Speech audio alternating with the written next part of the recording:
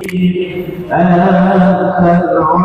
العليم وألهمنا عليم وكل سائل حمنا يا هدوبي بك يا عليم وآلي وأصحاب الرسل سيدوني هدى وصول لا سيما الحسود سيف الإله ابن الوليد قل يا عليم أنت العليم وألهمنا كل عليم وكل سائل همنا يا هدوبي بك يا عليم. النبي الفاتحة. أعوذ بالله من الشيطان الرجيم. بسم الله الرحمن الرحيم. الحمد لله رب العالمين الرحمن الرحيم مالك يوم الدين. إياك نعبد وإياك نستعين. اهدنا الصراط المستقيم صراط الذين أنعمت عليهم غير المغضوب عليهم ولا الضالين. Assalamualaikum warahmatullahi wabarakatuh. Innal hamdalillah nahmaduhu hamdan yaliqu bi jalalihi wa nasta'inuhu isti'anatan taliqu bi kamalihi wa nastahdihi hidayata man aqarra bi 'azamatihi wa jalalihi. Thumma nusalli wa nusallim ala sayyidina Muhammadin wa alihi wa ala alihi wa ashabihi ajma'in, amma ba'du. Ya man huwa fi uluwihi kain, ya man huwa fi fil hamid, ya man huwa fi majdi matin.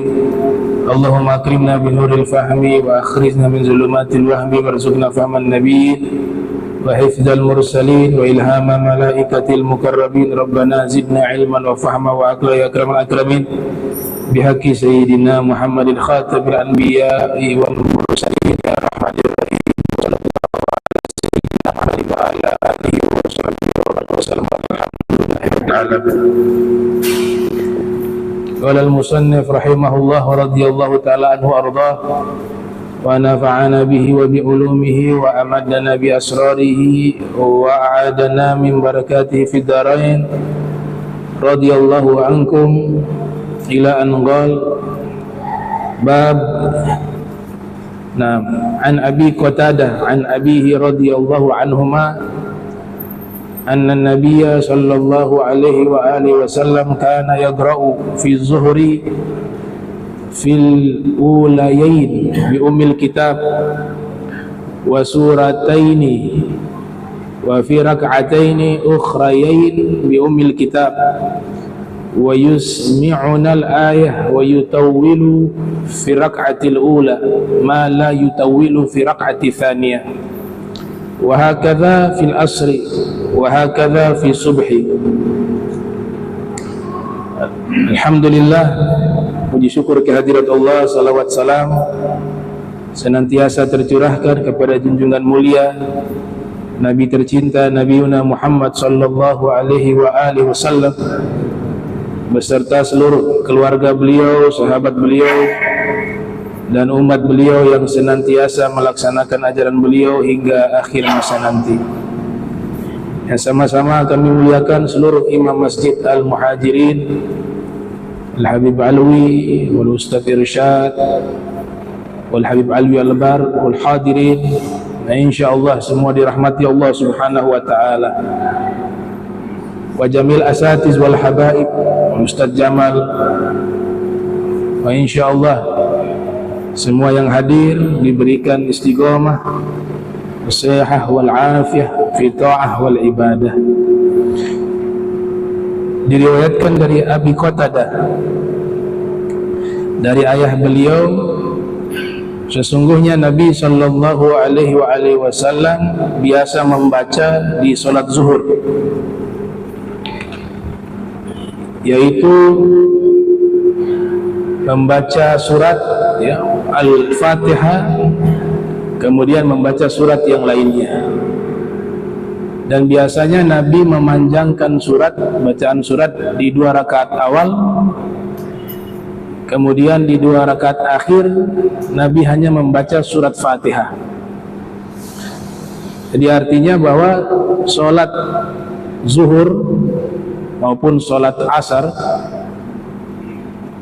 Rasul sallallahu alaihi wasallam membaca di 2 rakaat awal surat Fatihah dan ditambah dengan surat yang lain, sunnah. Tapi di 2 rakaat akhir yang beliau baca hanya surat Al-Fatihah. Ya, itu yang dimaksud di hadis ini. Makanya dikatakan di sini bahwa Nabi biasa membaca di sholat zuhur di awal, yaitu 2 rakaat awal surat Fatihah, kemudian ditambah dengan surat yang lainnya. Adapun di dalam 2 rakaat yang akhir, maka yang Nabi baca hanya suratul Fatihah. Wa yusmi'una al-ayata, dan Nabi sengaja memperdengarkan bacaan tersebut kepada kami. Nah, artinya sekalipun sholatnya sir, sholat zuhur maupun sholat asar, tapi bacaannya itu terdengar, ya, bukan dibaca saja di dalam hati. Wa yutawwilu fi rak'atil ula ma la yutawwilu fi rak'ati tsaniyah, dan Nabi memanjangkan bacaan di rakaat pertama itu lebih panjang daripada rakaat yang kedua. Nah, ini sunnah berikutnya, yaitu rakaat pertama dengan rakaat kedua. Rakaat pertama membaca surat yang lebih panjang dibanding rakaat yang kedua. Wa hakadha fil asri, demikian juga dilakukan di salat asar. Wa hakadha fi subhi, dan demikian juga dilakukan di salat subuh. Bab jahril imam bita'min, bab tentang imam mengeraskan suara dengan membaca amin. An Abi Hurairah radhiyallahu anhu anna an-nabiyya sallallahu alaihi wasallam qala idza ammana al-imam fa aminu fa innahu man wafaqa ta'minuhu ta'minal malaikati ghufira lahu ma taqaddama min dhanbihi. Dari Abi Hurairah radhiyallahu taala anhu warḍah, sesungguhnya Nabi sallallahu alaihi wasallam bersabda, apabila imam membaca amin, maka ikutlah kalian membaca amin, atau bacalah amin, ya, fa'aminu. Maka sesungguhnya siapa yang aminnya bersamaan dengan aminnya malaikat, maka diampuni baginya dosa-dosa yang lalu. Jadi amin itu artinya yang dibaca di akhir bacaan surat Fatihah. Sunnah kita membaca amin, walaupun amin ini tidak termasuk dari surat Fatihah. Dia bukan bagian dari surat Fatihah. Dia sunnah untuk dibaca di dalam doa. Surat Fatihah ini terbagi 2. Yang pertama al-madah, yang kedua ad-du'a. Al-madah artinya pujian kepada Allah. Makanya dari awal itu isinya pujian surat Fatihah. Bismillahirrahmanirrahim, alhamdulillahirabbil alamin. Itu semua pujian. Nanti masuk kepada doa, ihdinas siratal mustaqim. Di situ sudah mulai doa. Sampai akhir daripada bacaan surat Fatihah.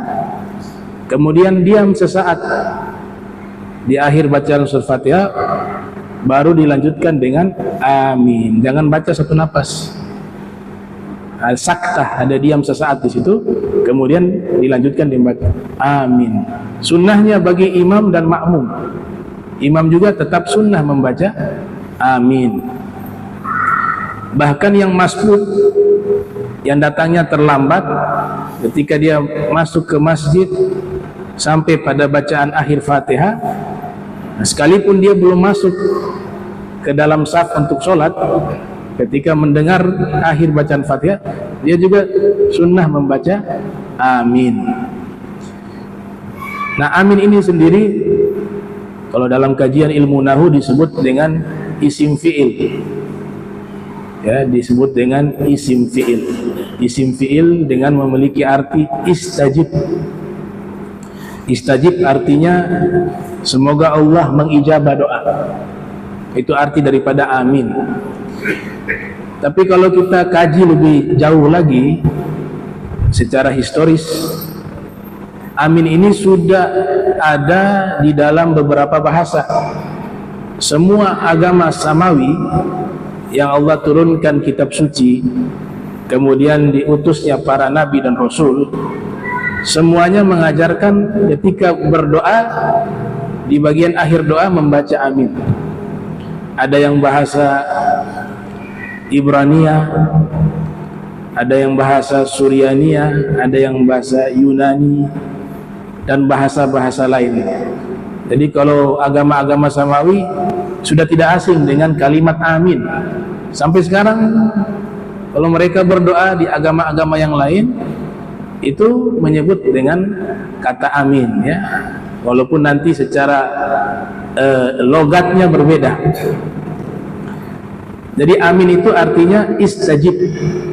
Istajib. Semoga Allah Ta'ala menerima doa kami. Istajib. Ada beberapa bacaan yang mirip dengan bacaan amin, ya. Jadi kalau mau baca amin itu kalau mau lihat harokatnya itu semuanya di akhirnya fathah, aminah, ya. Nah, sebagaimana tertulis di Sahih Bukhari ini, aminah. Kita bacanya amin karena wakaf. Nah, kemudian ada juga disebut amin. Amin. Amin ini artinya orang yang amanah. Itu julukan Rasulullah Sallallahu Alaihi Wasallam. Sebagaimana disebutkan oleh orang-orang ahlu Makkah, radina bil amin.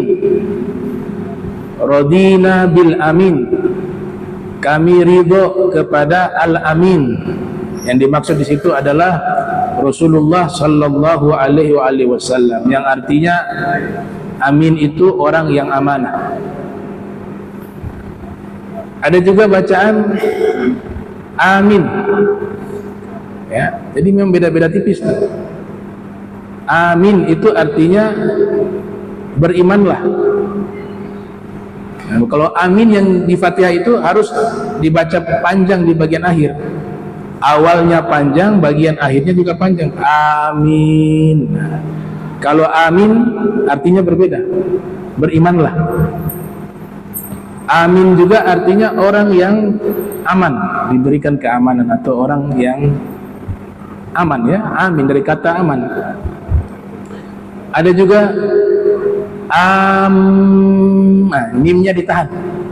Kalau kita baca amin itu artinya jauh sekali berbeda. Artinya orang yang menuju satu tempat dengan 6 harokat. Itu beberapa bacaan daripada amin. Rasul sallallahu alaihi wasallam bersabda, "Idza qala ahadukum amina wa ghalat al malaikatu fis samai amin fawafaqat ihdahuma al ukhra ghufira lahu ma taqaddama min dzambih." Apabila seorang di antara kalian membaca amin dan juga malaikat di langit membaca amin, lalu bersamaan amin daripada orang yang membaca tersebut dengan malaikat, maka ghufira lahu ma taqaddama min dzambih, diampuni baginya apa-apa yang telah lalu dari dosanya. Jadi ketika kita baca amin, ternyata malaikat di langit juga membaca amin. Kalau bersamaan aminnya kita dengan aminnya malaikat, Rasul sallallahu alaihi wasallam bersabda, maka dosa-dosanya yang lalu diampuni oleh Allah Subhanahu wa taala, yaitu dosa-dosa kecil. Amin ini hanya khusus disunnahkan dibaca ketika dibaca surat Al-Fatihah. Surat-surat lain nggak ada sunnah untuk baca amin. Khusus untuk Fatihah kalau berbicara membaca Al-Quran, ya. Dan sunnahnya itu bukan hanya di sholat, di mana setiap kali kita membaca suratul Fatihah sekalipun di luar sholat, itu kita tetap disunnahkan membaca amin, ya. Jadi sunnahnya itu ketika membaca surat Al-Fatihah. Tadi saya sudah katakan di awal bahwa surat Fatihah itu kalau kita bagi ada dua, ada al-madah, pujian, yang dimaksud pujian kepada Allah Subhanahu wa taala. Yang kedua maksudnya ad-du'a, yaitu berdoa kepada Allah Subhanahu wa taala.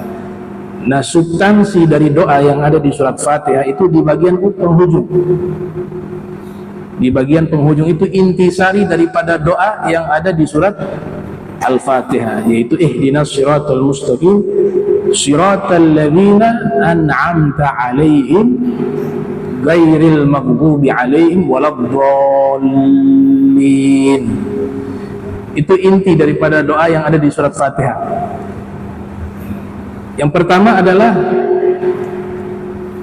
ya Allah, berikanlah kami petunjuk ke jalan yang lurus, jalan orang-orang yang telah kau berikan nikmat pada mereka. Mulai doanya dikata ihdina, ya. Ihdina itu kan, ya Allah, tolong berikan kami petunjuk. Itu doa, petunjuk ke jalan yang lurus. Jalan yang lurus, jalannya siapa? Allah lanjutkan lagi, jalan yang lurus itu jalan orang-orang yang telah aku beri nikmat pada mereka. Jadi jalan orang-orang yang telah aku beri nikmat pada mereka. Nah, di dalam ilmu qiraah, afdolnya kalau baca wasol itu menggunakan kata ghairi setelah an'amta alaihim, ya, an'amta alaihim ghairil maghdubi alaihim kalau wasol. Kalau dibaca wakaf berhenti, itu afdolnya dibaca dhamma, ya, ghairul maghdubi alaihim. Kalau dibaca berhenti, ya, an'amta alaihim, kita berhenti di situ, kemudian lanjut ghairul maghdubi alaihim. Tapi kalau kita wasol, an'amta alaihim ghairil maghdubi alaihim.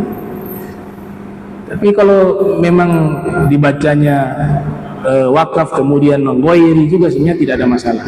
Itu hanya afdoliyah. Dan ini kan masuk dalam ilmu qiraah orang-orang yang ahli Al-Quran, ya. Orang awam gak mungkin paham sampai di situ, ya. Jadi gak ada masalah sebenarnya kalau secara hukum fikih. Tapi ketika sudah memahami ilmu qiraah, baiknya dia memilih bacaan yang paling afdol. Jadi kalau wasol bacanya ghairi, kalau waqaf bacanya ghairu, ya, ghairul maghdubi alaihim waladdallin. Hakata. Ini tafsiran luar biasa nih yang bagian doa. Yang pertama disebutkan jalan orang-orang yang telah Allah beri nikmat. Ada kitab tafsir karya Kiai Haji Sholeh Darat, ya, ulama besar di zamannya, ya. Beliau ini dinyatakan sebagai guru daripada beberapa tokoh, di antaranya Kiai Hashim Asy'ari, pendiri Nahdlatul Ulama, kemudian Kiai Haji Ahmad Dahlan, pendiri Muhammadiyah, bahkan Ibu Kartini itu adalah murid-murid beliau. Kiai Haji Sholeh Darat adanya di Semarang, lahir di Jepara, wafat di Semarang. Jadi beliau awal menuntut ilmu, nanti saya mau jelaskan tafsiran beliau, karena tafsiran beliau sangat menarik terkait surat Fatihah. Di kitab yang beliau tulis, ya, tafsir beliau. Jadi beliau ini belajar di berbagai pesantren yang ada di Jawa waktu itu. Kiai-kiai yang besar-besar, yang alim-alim itu beliau belajar kepada mereka. Setelah itu beliau lanjut studinya ke kota Makkah. Di kota Makkah beliau belajar kepada beberapa ulama, ada namanya Syekh Al-Mukri, kemudian ada juga Syekh Muhammad Hasbullah Al-Makki, dan salah satu guru utama beliau adalah Sayyid Ahmad Zaini Dahlan, ya, seorang mufti di dua kota suci, Makkah Madinah di zamannya. Sayyid Ahmad Zaini Dahlan ini sanad keilmuan ulama-ulama Indonesia terdahulu hampir semuanya itu kembali kepada beliau, guru besar, ya. Kemudian beliau juga berguru kepada Said Ahmad Bafagih dan beberapa ulama-ulama lainnya, baik yang ada di Indonesia juga di Tanah Suci Makkah. Dan beliau diizinkan dapat lisensi resmi untuk mengajar di Masjidil Haram, Kiai Soleh Darat. Tapi beliau putuskan untuk kembali ke Indonesia. Setelah itu kembali menetap di Semarang, membangun pesantren di sana. Kemudian disitulah beliau banyak menulis kitab-kitab. Di antaranya kitab yang beliau tulis adalah tafsir Al-Quran pertama menggunakan bahasa Jawa, berjudul Faidur Rahman fi Tarjamati Tafsir Kalami Malikid Dayan. Itu adalah tafsiran Al-Quran menggunakan bahasa Jawa dengan Arab Pegon. Mereka sebut Arab Pegon, ya. Nah, luar biasa, hingga Ibu Kartini itu terkesan ketika keluarga Ibu Kartini ini mengadakan pengajian, yang mengajar adalah Kiai Soleh Darat. Ibu Kartini adalah bangsawan, ya. Ketika menerangkan tentang tafsir Al-Quran dengan bahasa Jawa, dengan pendekatan tafsiran sufistik isyari. Jadi beliau menafsirkan Al-Quran menggunakan metode para sufi. Tertarik Ibu Kartini, akhirnya beliau jadi murid dari Kiai Soleh Darat. Nah, nanti di waktu Ibu Kartini menikah, Kiai Soleh Darat menghadiahkan kitab tafsir tersebut, ya, Faidur Rahman. Meninggal beliau istimewa, ya. Kenapa saya katakan beliau meninggal itu istimewa? Karena meninggalnya di hari baik, di bulan yang baik. Beliau meninggalnya di hari Jumat, tanggal 28 Ramadan. Hari Jumatnya kemudian di bulan suci Ramadan. Ini alamat, ini orang baik, ini orang soleh. Bahkan ini bisa dikatakan seorang wali min auliyaillah, ya. Jadi meninggal hari Jumat 28 Ramadan, tahunnya kurang lebih kalau tidak salah 1903 Masehi, ya, sebelum kemerdekaan Republik Indonesia. Beliau mengkaji, beliau membahas tafsiran Fatihah, itu menarik sekali, terutama di bagian akhir tadi, ketika beliau menjelaskan siapa sih jalan orang-orang yang telah Allah beri nikmat pada mereka. Maka beliau terangkan, yaitu adalah jalannya para rasul, para nabi, para aulia, para syuhada, para solihin, begitu juga para ulama. Beliau nukil di surat An-Nisa, Allah Subhanahu wa taala berfirman, "Wa may yuti'illaha wa rasulahu fa ulaika ma'al ladzina an'ama Allahu 'alaihim minan nabiyyina was-siddiqina wasyuhada'i was-shalihin." Siapa yang taat kepada Allah dan Rasul, maka mereka itulah orang-orang yang akan dikumpulkan dengan orang-orang yang telah Allah beri nikmat pada mereka. Siapa orang-orang yang telah Allah berikan nikmat pada mereka? Allah Ta'ala berfirman, yaitu golongan para nabi, para aulia, siddiqin, itu para aulia, para syuhada, dan kaum solihin. Jadi kalau kita ingin berada di jalan orang-orang yang telah Allah berikan nikmat, tidak ada pilihan bagi kita kecuali harus mengikuti jalan mereka. Kalau kita ikuti jalan mereka, berarti Allah telah memilih diri kita sebagai orang-orang yang mendapatkan nikmatnya Allah Subhanahu wa ta'ala. Itu tafsiran dari Kiai Haji Soleh Darat.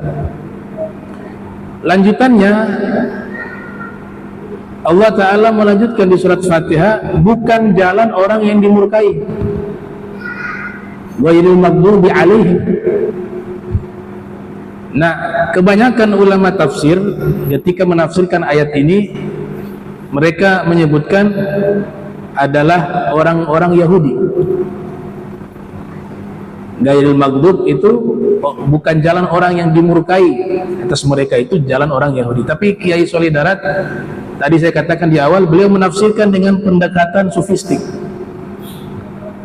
Beliau tidak menyebutkan golongan tertentu, tapi beliau menyebutkan bahwasanya yang dimaksud orang-orang yang dimurkai adalah orang-orang yang memang meninggalkan ilmu syariat, ilmu hakikat, ilmu tauhid. Ini korelasinya apa? Ketika seseorang, tentu di sini yang dimaksud orang Islam. Jika seorang muslim sudah tidak mau lagi belajar ilmu syariat, maka dari mana dia bisa tahu ini hal yang dicintai oleh Allah, ini dimurkai oleh Allah, ini halal, ini haram? Artinya perbuatan dia setiap hari banyak terjadi pelanggaran tanpa pengetahuan dia. Itu mendatangkan murkanya Allah. Tidak peduli lagi tentang hukum Allah. Bahkan banyak yang sengaja menghindari ilmu syariat agar dia bebas melakukan apa yang dia suka.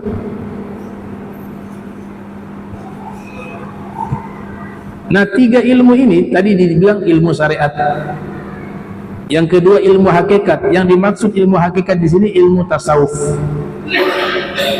Ilmu tasawuf akhlak, yang dimana ilmu ini kita memperbaiki hati kita sehingga menjadi orang yang hatinya bersih, hati menjadi baik, terbebas dari muhlikat, dan terselamatkan dengan sifat munjiat.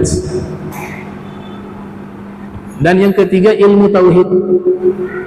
Nah, seseorang bisa dimurkai oleh Allah ketika akidahnya itu menyimpang. Dia tidak mau lagi belajar ilmu tauhid yang wajib untuk dipahami, sehingga ketika akidahnya menyimpang, misalnya menganggap Allah seperti makhluk, Allah Ta'ala memiliki tangan, mata, kaki, dan seterusnya, Allah Ta'ala sedang duduk di langit, dan seterusnya, maka ini akidah-akidah yang menyimpang yang nantinya akan mendatangkan murkanya Allah. Maka 3 ilmu inilah yang wajib bagi setiap muslim. Thalabul ilmi faridatun ala kulli muslim. Menuntut ilmu hukumnya wajib bagi setiap muslim.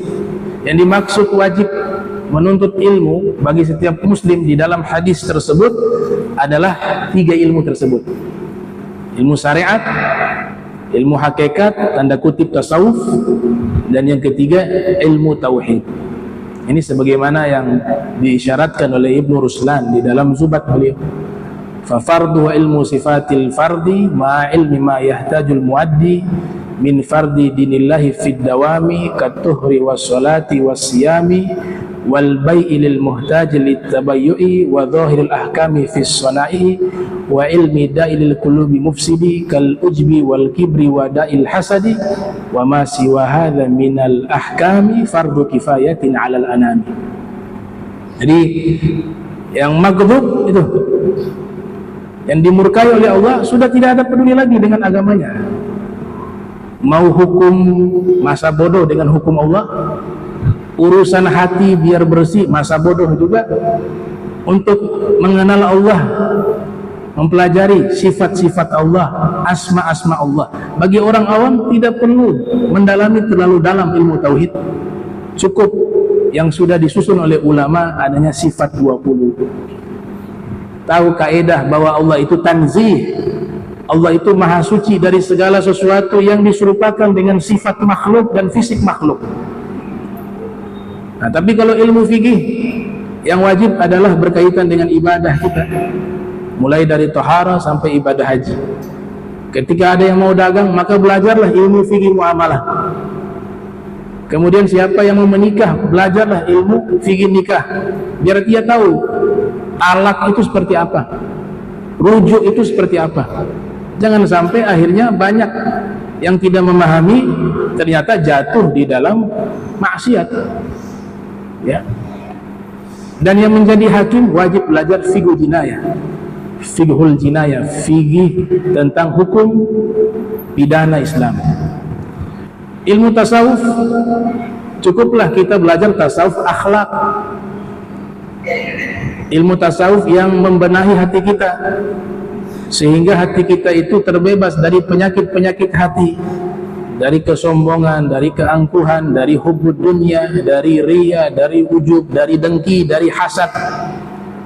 Ini wajib dikeluarkan dari hati seorang mukmin kalau dia mau selamat meninggal husnul khatimah. Yauma la yanfa'u malun wala banun illa man ata Allah biqalbin salim. Baik. Itu tafsiran Kiai Soleh Darat. Dan Nabi sudah berikan satu kunci jawaban sebenarnya. Ada satu hadis riwayat Syekh Nawawi Al-Bantani, ya, dalam kitab Nasaihul Ibad. Rasulullah sallallahu alaihi wasallam bersabda, sallallahu alaihi wasallam, sayati zamanu ala ummati yafirruna minal ulama'i wal fuqaha. Akan datang satu zaman menimpa umatku, mereka menjauh dari para ulama dan para fuqaha. Kalau itu terjadi, kata Nabi, fayabatalihimullah bi thalathi baliyat, maka Allah subhanahu wa ta'ala akan memberikan mereka bala, musibah, yaitu 3 musibah. Ulaha yarfa'ullahul barakah min kasbihim, Allah Ta'ala akan mengangkat keberkahan dari usaha kerja mereka, ya. Jadi kerja hartanya banyak tapi gak barakah, hartanya gak mengantarkan dia dekat kepada Allah, tapi bertambah jauh. Kekayaan, jabatan yang dia dapat tidak membuat dia dekat kepada Allah dan Rasul sallallahu alaihi wasallam. Kalau keberkahan sudah diangkat, maka harta ini akan menghalangi dia untuk bisa dekat kepada Allah, akan menghalangi dia mengingat akhirat, akan menghalangi dia berbuat kebaikan. Dan bisa jadi harta ini sebaliknya akan membawa kepada kejahatan kalau berkahnya diangkat oleh Allah Ta'ala. Nah, salah satu sebab harta itu keberkahannya diangkat oleh Allah, Nabi bersabda tadi, mereka jauh dari para ulama dan para fuqaha, sudah tidak peduli lagi dengan ilmu agama. Di sini makna ulama kalau kita korelasikan dengan tafsiran Kiai Soleh Darat, yaitu ulama tasawuf wa ulama tauhid wa ulama fikih. Ulama tasawuf, ulama tauhid, ulama fikih. Yang kedua, kata Nabi sallallahu alaihi wasallam, yusallitullah alaihim sultanan zalima, Allah akan kirimkan kepada mereka pemimpin yang zalim. Jadi kalau kita misalnya dapat pemimpin yang kurang baik, kita harus muhasabah, evaluasi diri. Kadang-kadang dari kita juga. Bagaimana pemimpin, begitulah rakyat, dan sebaliknya. Yang ketiga, ini paling menakutkan, yang ketiga, ats-tsalitsah, yakhrujuna minad dunya bighairi iman, khawatir meninggal tidak membawa iman, keimanan. Ini sebagai nasihat bagi saya pribadi, bahwa sekalipun kita ini seorang muslim, kita tidak bisa menjamin diri kita itu meninggal masih dalam keadaan muslim. Karena ada beberapa dosa yang jika kita tidak meminta ampun kepada Allah, dikhawatirkan. Wal Imam Haddad, ya, di dalam kitab Nasaih Ad-Diniyah, dikhawatirkan dosa yang bertumpuk-tumpuk dan tidak pernah melaksanakan kewajiban Allah yang dia tinggal bertahun-tahun. dikhawatirkan hal ini akan mengeluarkan keimanan dari hatinya di saat meninggal dunia. Jadi jangan merasa aman ya, jangan tertipu dengan beberapa riwayat hadis yang belum tentu hadis ini juga dikatakan sahih. Artinya ada sebagian ulama juga mengkritik. Dan ini yang dijadikan dalil oleh orang-orang yang hidupnya lalai. Apa itu? Yang namanya orang Islam tetap masuk surga. Pernah dengar hadis itu? Mau jahat seperti apapun, mau maksiat seperti apapun, oh kita ini umat Islam. Jika ada keimanan sekecil apapun di hati, sekalipun masuk neraka, suatu saat pasti dia akan keluar dari neraka. Ini hati-hati. Ini penceramah hati-hati nih. Kalau salah menyikapi dan salah menyampaikan kepada orang yang salah, ini bisa jadi dalil seumur hidup dia lalai. Dia akan berpasrah, santai-santai aja, toh tetap masuk surga. Saya katakan beberapa ulama lain mengkritik, ya, tidak sepaham dengan riwayat ini yang mereka yakini bukan dari Nabi Muhammad SAW. Karena di surat As-Sajdah itu dikatakan orang fasik itu mau keluar dari neraka, Allah kembalikan masuk ke neraka, sehingga dia tidak bisa keluar lagi. Jadi artinya maksud saya hadis ini ada dua pandangan. Memang saya mengakui bahwa secara keseluruhan dalam akidah ahli sunnah wal jamaah meyakini, ya, dalam akidah ahli sunnah wal jamaah meyakini bahwa setiap orang yang dalam hatinya ada keimanan, sekalipun nanti masuk neraka, satu saat dia pasti akan keluar. Itu keyakinan ahli sunnah wal jamaah. Tapi ada sekelompok kecil, ya, tidak banyak. Mereka mengatakan, ya kalau meninggalnya masih bawa dosa dan belum bertobat, dia bisa abadi dalam neraka, sekalipun dia muslim. Karena ada ayat, terutama dosa besar, ya, ada ayat Al-Quran di mana Allah Subhanahu wa Ta'ala berfirman yang artinya, biar singkat, siapa yang membunuh orang mukmin dengan sengaja, maka Allah Ta'ala akan balas dia dengan apa? Neraka jahanam kekal. Disebut dalam ayat itu, kekal di dalamnya. Kemudian Allah murka dan Allah laknat dan seterusnya, ya, ala sabilil makna, ya. Ini makna di ayat tersebut. Nah, maka di ayat ini kata Ibnu Abbas, sahabat Rasul SAW, menyatakan siapapun yang membunuh orang dengan sengaja, tentu ini dosa besar. Setiap dosa yang disebut dalam Al-Quran itu dosa besar. Dia membunuh dengan sengaja, maka dia akan masuk neraka, kekal di dalam neraka, kata Ibnu Abbas. Karena kata siapa di sini masih umum, tidak ditaksis. Siapapun dia, mau muslim ke, non muslim ke, kalau dia sudah membunuh orang dengan sengaja dan dia belum bertobat, cara tobatnya dalam hukum syariat apa? Kisos. Maka dia bisa kekal di dalam neraka. Nah, jadi jangan santai-santai. Oh, tetap insya Allah masuk surga orang. Tuh, nanti ada syafaat Nabi juga, ya? Bisa-bisa iya, syafaat Nabi untuk orang Islam. Kebanyakan dosa, kata Imam Haddad, bisa mengeluarkan orang dari Islam. Kalau dia meremehkan hak-haknya, hukumnya Allah. Syafaat, jangan berpangku tangan dengan syafaat Nabi. Apa tidak malu menghadap Nabi bawa dosa terus, Rasulullah tolong bantu saya? Bawa amalan yang membuat Nabi tersenyum ketika kita berada di hadapan Nabi Muhammad SAW. Bashir wajha nabiyikum bisoleh a'malikum. Berikan senyuman di wajah Nabi kalian dengan amal-amal soleh kalian. Gitu. Ini bahaya. Coba kalau semua ceramah yang nanti disampaikan kepada orang-orang yang lalai, apalagi sekarang kan bisa lihat lewat YouTube, nonton tentang masuk surga juga. Kadang-kadang dia merasa masuk neraka disiksa sebentar doang, nanti habis keluar. Wah, masuk neraka itu gak ada yang sabar, gak ada yang mampu. Ini tafsiran daripada Kiai Solidarat, ya. Kemudian tadi disampaikan maghdub alaihim, ya, yaitu ilmu syariat meninggalkan ilmu syariat, meninggalkan ilmu tasawuf, meninggalkan ilmu tauhid. Itu yang ditafsirkan Kiai Sholeh Darat, itu adalah orang-orang yang dimurkai oleh Allah. Yang berikut, waladdallin, bukan juga jalan orang-orang yang sesat atau orang-orang yang tersesat.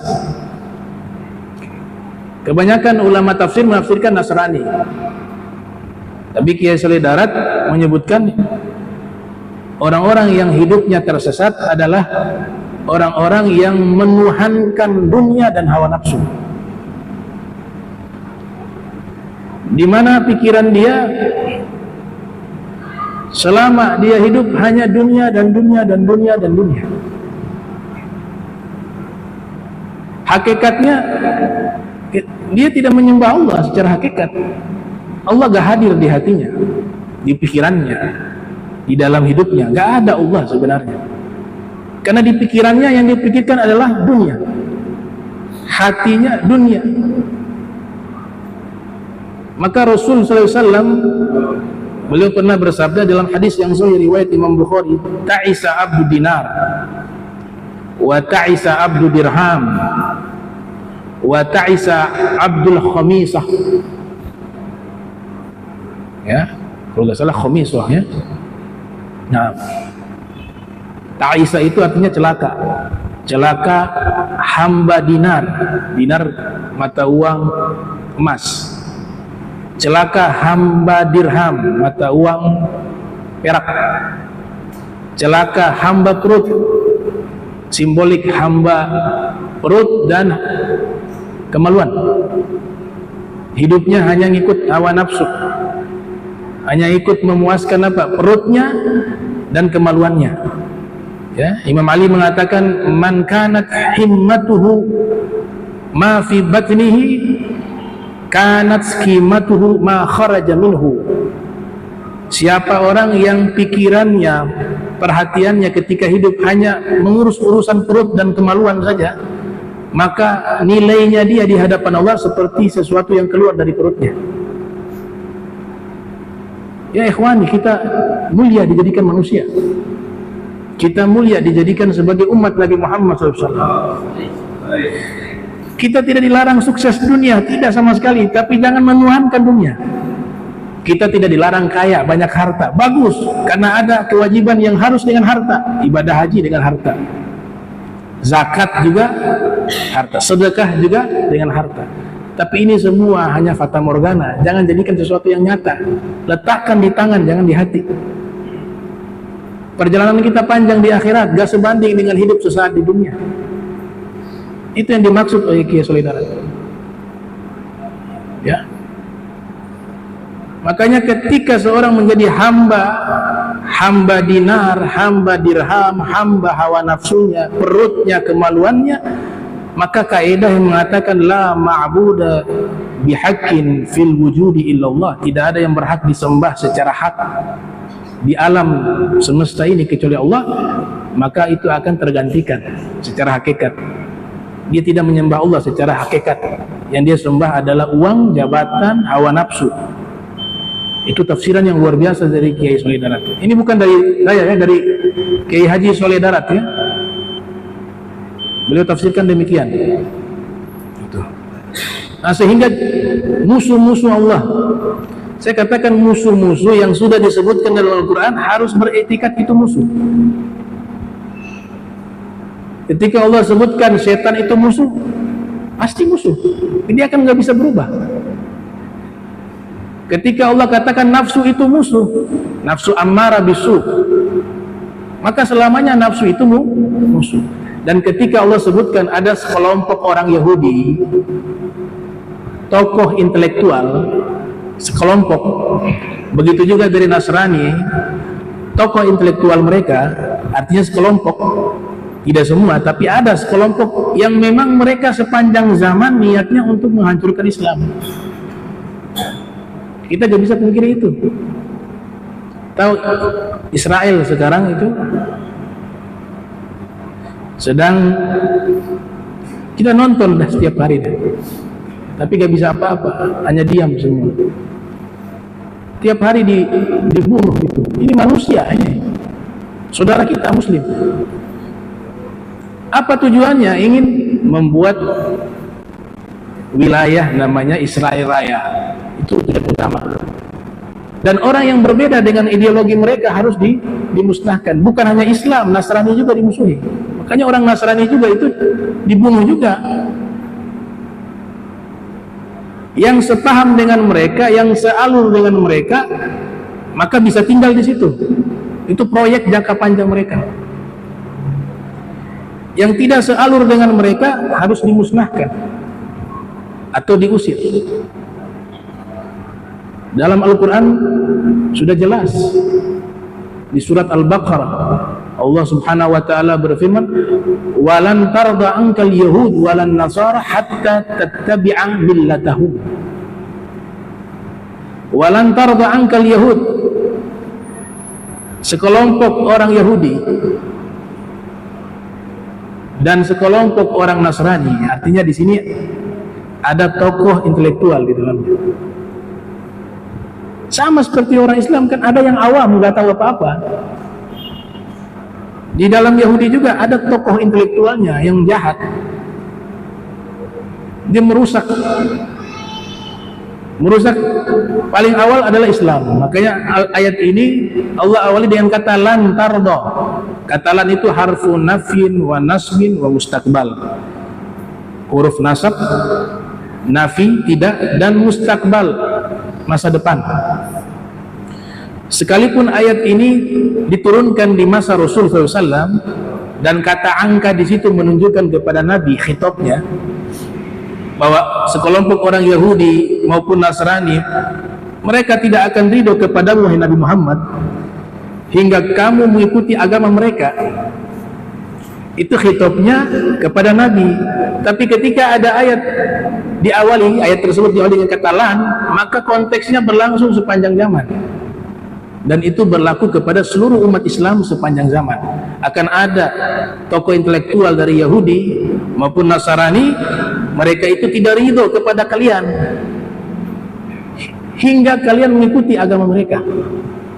Makanya dibuat namanya afkar, pemikiran-pemikiran dengan berbagai bentuk nama yang tujuannya untuk merusak ajaran Islam. Ada namanya ibahiyah, hedonis, bahwa tujuan hidup di dunia adalah kesenangan hanya ada di dunia. Maka habiskan umur kalian untuk mencari kebahagiaan dan kesenangan di dunia dengan segala cara apapun. Berapa banyak kaum muslimin terpapar pemikiran itu. Ada namanya madiyah, materialis, memandang kemuliaan, kesuksesan hanya sebatas materi yang ada di dunia saja. Dia tidak memandang keberhasilan itu di akhirat. Ada juga kapitalis, ra'sumaliyah. Ada juga pluralisme, ya, yaitu apa? Menyamakan semua agama itu sama benarnya. Ta'addudiyah dalam bahasa Arab. Ada sekularisme, ya, almaniyah, yang memisahkan agama dengan urusan kehidupan, sehingga Islam itu hanya di masjid. Yang namanya Islam itu hanya di majlis ta'lim, yang namanya Islam itu hanya di pondok pesantren. Tapi ketika berbicara tentang kehidupan, maka Islam nggak perlu masuk di situ.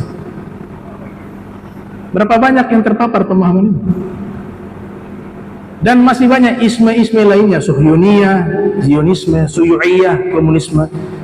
Ini semua pemikiran yang dibangun untuk merusak tatanan ajaran Islam.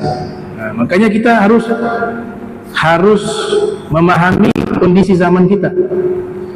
Kalau ulama mengatakan ayo kita ikuti para salaf terdahulu, itu maknanya bukan kita kembali ke masa lalu, karena problem dan tantangannya berbeda masa lalu dengan saat ini.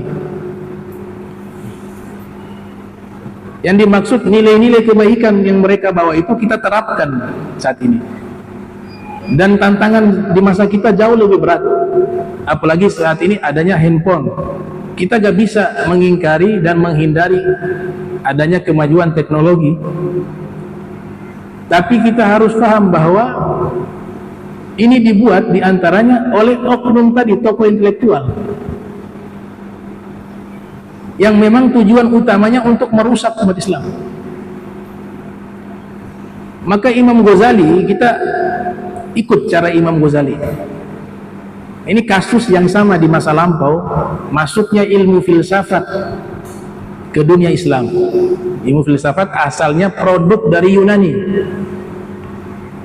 Ketika masuk ke dalam ilmu Islam, banyak yang terpapar, tanda kutip, ajaran-ajaran yang negatifnya, sehingga menjadi menyimpang beberapa pemikirannya. Tapi ada juga yang dengan ilmu tersebut justru memajukan keilmuan Islam, maju ilmu kedokteran, ilmu tentang arsitektur, ilmu tentang sosiolog. Jadi ada dampak positif, ada negatif. Hal yang sama dengan handphone yang ada saat ini, dengan media sosial. Kalau kita tidak pandai-pandai untuk bisa menerapkan nilai Islam daripada handphone kita dan anak-anak kita juga, maka akan terdampak daripada rencana tokoh intelektual mereka itu untuk merusak generasi kaum muslimin. Caranya bagaimana? Silakan kita gunakan itu, tapi kita menggunakan caranya Imam Ghazali. Imam Ghazali itu dianggap sebagai satu tokoh yang mengislamkan filsafat. Jadi filsafat ini tidak dibuang, diterima karena memang zamannya. Tapi bagaimana Imam Ghazali menyeleksi mana yang baik diambil, yang buruk dibuang. Kemudian istilah-istilah tersebut dipakai dengan istilah Imam Ghazali mengislamkan ilmu filsafat dalam kitab Al-Qistas dan juga Mi'yarul Ilmi fil Mantiq tentang ilmu logika. Nah, kita harusnya seperti itu. Ini teknologi kita islamkan. Mereka baca nih, bagaimana kita. Setiap hari yang kita nonton apa, disitulah jiwa kita. Oh, nontonnya semuanya buruk nih. Maka akan keluar semua video-video yang buruk. Selera kita apa? Oh, selera kita ini nonton yang ini, berarti suka produk ini. Dia dagang di situ, keluarkan iklan. Ini canggih. Makanya cara pertama dibuat semenarik mungkin handphone, sehingga handphone itu menguasai pemiliknya, bukan pemilik menguasai handphone. Sekarang banyak yang dikuasai oleh handphone. Ditinggal aja berapa jam bingung dia. Ya, itu alamat dikuasai oleh handphone. Kemudian dibuat aplikasi macam-macam model dan juga ada bentuk namanya scroll. Ya, scroll itu nggak terasa 3 jam, 4 jam waktu habis. Karena lihat yang satu ada judul yang menarik, lihat lagi yang satu, nggak selesai-selesai. Berapa banyak waktu terbuang kalau nonton yang tidak ada manfaat. Nah, ini yang dipelajari oleh Prof. Dr.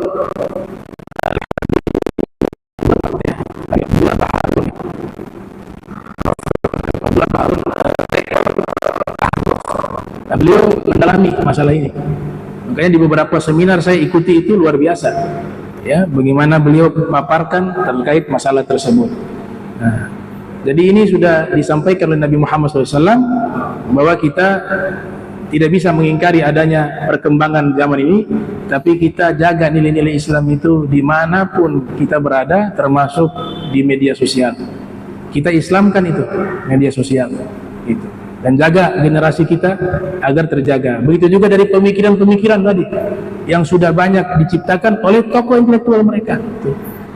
Dan ini subhanallah ya, terakhir saya tutup ini. Ada satu hadis Nabi sudah menyatakan hal itu.